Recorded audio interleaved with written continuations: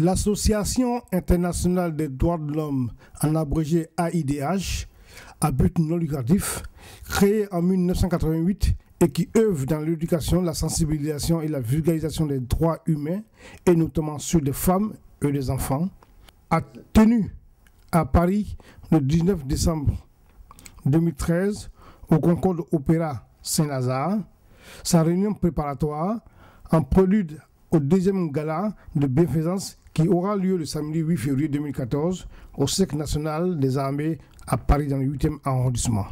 Je suis Françoise Traverseau, juriste de droit privé spécialisée en droit de l'homme, et je suis présidente fondatrice de l'AIDH, Association internationale des droits de l'homme, qui existe depuis 1998. Elle a été créée en Haute-Savoie et depuis 2011, elle est basée en région parisienne. L'objet de cette association est l'éducation, l'information et la vulgarisation des droits de l'homme à travers des conférences, des séminaires, des déjeuners, dîners, débats, afin de mettre les droits de l'homme à la portée de tous. C'est vrai que l'être humain est sujet à objet de droits de l'homme, mais très souvent nous l'ignorons. C'est pour ça que l'AIDH se met vraiment à la portée des uns et des autres, et même de nos politiques, pour sensibiliser, faire comprendre que les droits de l'homme doivent être respectés. Voilà. Ambassadrice de paix et ambassadrice des droits de l'homme, parce que la paix peut s'entendre comme la résultante d'un conflit, ou la paix peut également s'entendre comme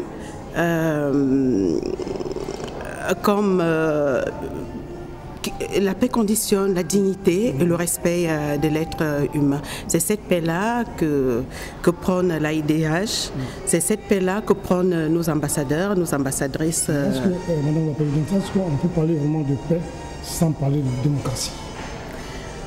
La charte des droits de l'homme des Nations Unies de 1945 parle de paix. Et la Déclaration universelle des droits de l'homme de 1948 parle justement de droits de l'homme. Et cette déclaration en fait une condition pour que les droits de l'homme soient respectés. Il faut qu'il y ait la démocratie. Donc qu'il y ait un état de droit. Qui dit démocratie dit un état de droit.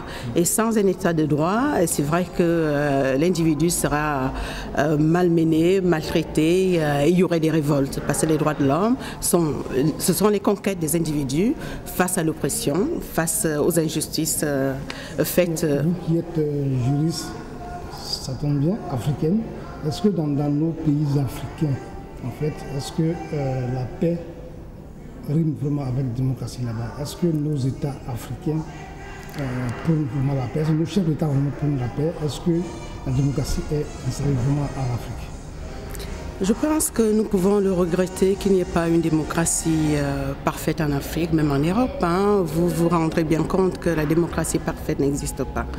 Mais ça fait plus de 50 ans que les États africains sont devenus indépendants. Mais on se demande si cette indépendance est vraiment de fait ou c'est vraiment une indépendance théorique.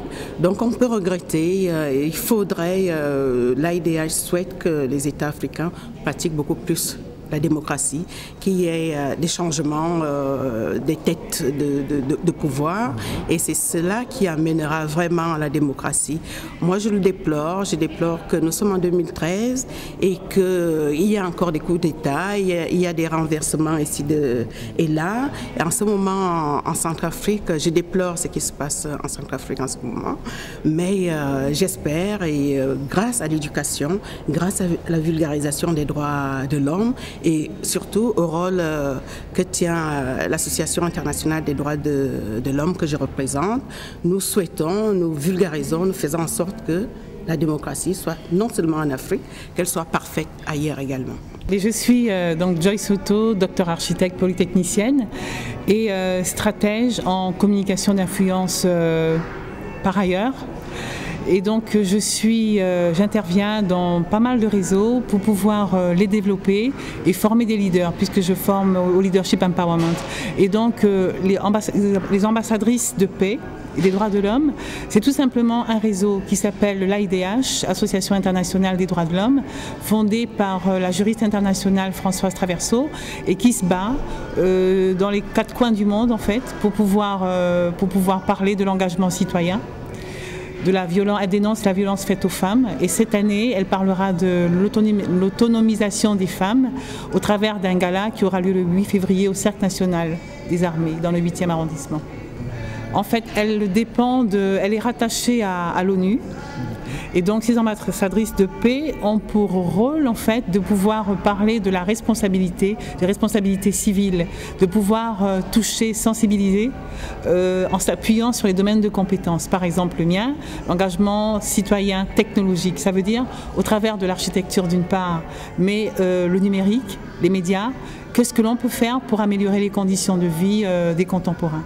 Alors la cooptation se fait par un collège qui est rattaché à la présidence du mouvement. Voilà, et composé d'avocats, de juristes internationaux et d'experts dans différents domaines. Donc vous avez un événement au mois de février? Oui, nous avons un gala le 8 février au Cercle national des armées dans le 8e arrondissement. Et c'est quoi le but de ce gala?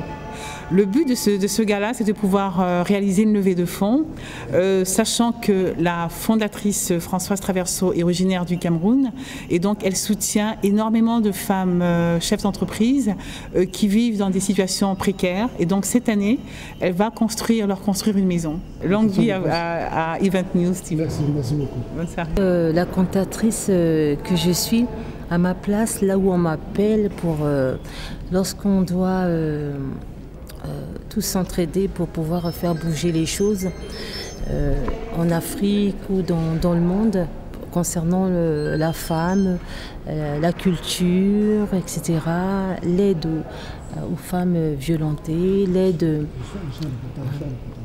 aux enfants.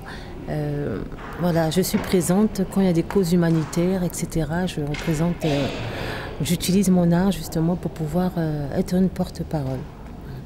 Donc ambassadrice de la paix aussi. De la paix et des droits de l'homme. Voilà. Donc je suis étudiante en sciences politiques et droit et j'espère intégrer un master de sécurité et défense internationale. D'accord. Et toi? Je suis collégienne, j'ai 14 ans et j'ai fait de la danse classique depuis que j'ai 3 ans.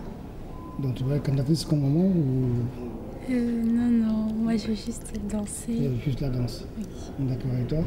Moi j'ai 19 ans, je suis en section athlétisme et je suis en licence en première année d'administration économique et sociale pour faire un master de droit privé criminologie. D'accord. Bon, en tout cas vous êtes les têtes vraiment bien pleines. Hein?